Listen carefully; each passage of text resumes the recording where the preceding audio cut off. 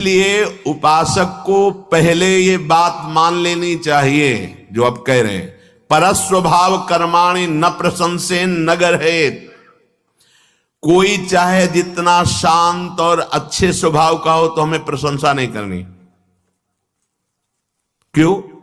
अगर किसी की प्रशंसा की तो किसी की निंदा कर देंगे कि ये तो बहुत अच्छा साधक, और वो उदाहरण में देना पड़ेगा। जहां उदाहरण दिया आप अपनी स्थिति से भ्रष्ट हो जाएंगे। ये बड़ा सूक्ष्म विषय है। किसी की भी तुम यदि निंदा करोगे तो वो दोष तुम में भयंकर रूप से जागृत हो जाएगा, परास्त कर देगा तुम्हें। बहुत बहुत अनुभव की भी बात है, शास्त्र सम्मत बात है। अगर आपको इस माया प्रपंच के दलदल से निकलना है तो वाणी को मूक बनाना पड़ेगा, कानों से बहरा बनना पड़ेगा, देखते हुए भी आंखों से अंधा बनना पड़ेगा। ये तीन बातें समझ लीजिए।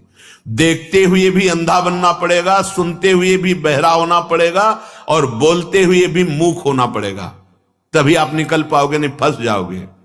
अगर आप किसी को देखते हैं और उसमें दोष दर्शन करते हैं और कहीं उसके दोषों की निंदा कर देते हैं तो आप लिख लीजिए, वही दोष भयंकर रूप से आपके हृदय में जागृत हो जाएगा। किसी के शांत या घोर मूढ़ स्वभाव और उसके अनुसार कर्म, स्वभाव के अनुसार कर्म है। किसी का बड़ा शांत स्वभाव, किसी का घोर स्वभाव है।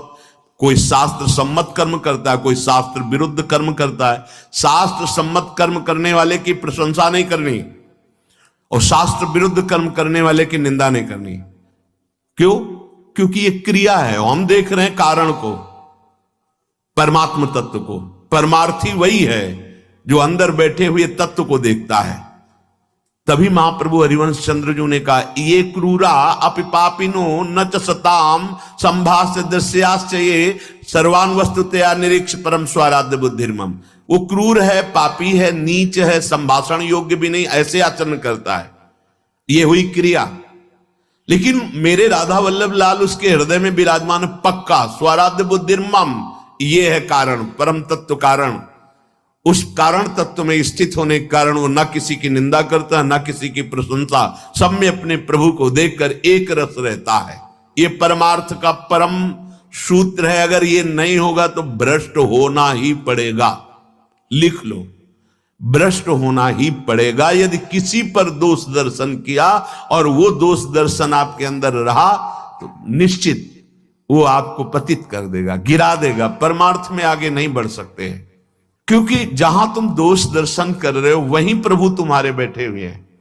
तो तुम दोष देखने वाले थे या प्रभु को देखने वाले थे? सच्चे उपासक का हृदय तत्काल निर्णय कर देता, गलती हो गई। जहां अरे भाई इतना समय हो गया, अब ये तो जीवन ही को व्यर्थ कर रहे हैं, परमार्थ का इनको तो ज्ञान है नहीं, तो हमको बहुत ज्यादा ज्ञान है। अब आओ लाइन पे प्रश्न माया रखती चली जाएगी। हाँ ये लो, इसका उत्तर दो।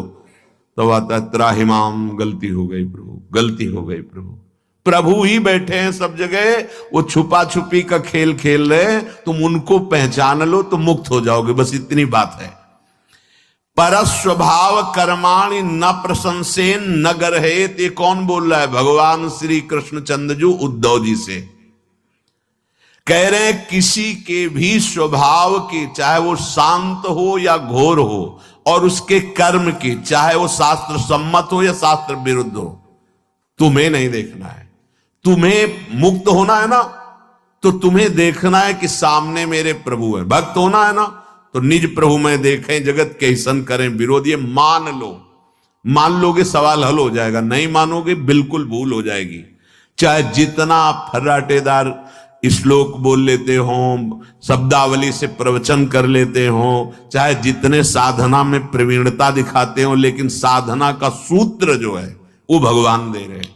न किसी की निंदा करनी है कर्म की, ना उसके स्वभाव की, ना किसी की प्रशंसा करनी कर्म की, ना उसके स्वभाव की। अब आगे, परस्वभाव कर्माणि यह प्रशंसति निंदति। ध्यान दीजिए, भगवान बोल रहे हैं, स आशुभ्रश्यते स्वार्था दसत्यभिनिवेशतः। जो उपासक दूसरों के स्वभाव की, कर्मों की प्रशंसा कर देता है या निंदा कर देता है, वो शीघ्र ही परमार्थ से भ्रष्ट हो जाता है। सा आशु मतलब बहुत जल्दी, सा आशु भ्रश्यते स्वार्था दसत्यभिनिवेशतः, तत्काल वो अपने परमार्थ पथ से भ्रष्ट हो जाता है, पर गिरते समय पता नहीं चलता। जब गिर जाता है तब लगता है मैं कहां आ गया, मेरी स्थिति यहां तो नहीं थी, इस विकार में तो नहीं थी। तो कीन हो इसका बहु अभिमाना, सुख हो वंचा कृपा निधाना। तुमने अभिमान करके किसी की निंदा कर दी, किसी की प्रशंसा कर दी, फंस गए। गोस्वामी जी बड़ी प्रवीणता से इसी श्लोक का टीका करते हैं। सुनहु तात मायाकृत गुण अरु दोष अनेक, और गुण या उभय न देखी, देखी सो अविवेक। हे तात, माया के द्वारा कुछ गुण रचे गए हैं, कुछ दोष रचे गए हैं। सबसे बड़ा उपासक का गुण यही है कि ना वो किसी में गुण देखे, ना किसी में दोष देखे।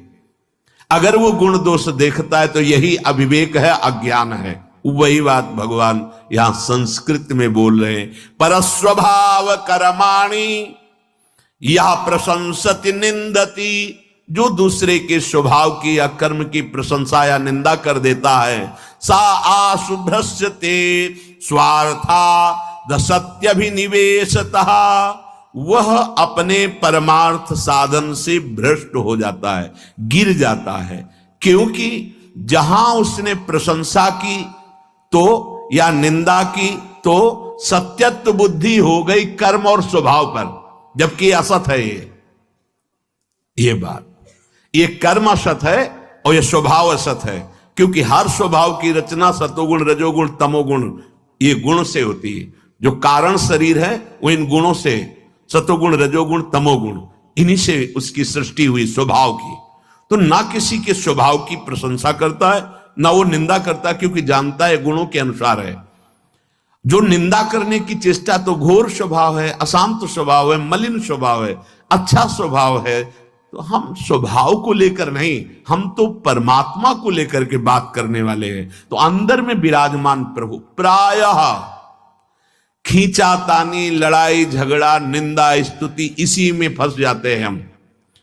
ये धर्म है, ये अधर्म है, ये लड़ाई झगड़ा इसी विषय को लेके करते हैं। सच्चा उपासक वो है कि सब में अपने प्रभु को देखकर शांत हो गया है। कोई अगर उससे प्रश्न करता है तो उसका उत्तर है, अन्यथा अपनी तरफ से सब में वो भगवत भाव, न किसी से द्वेष, न किसी से गुण का संबंध।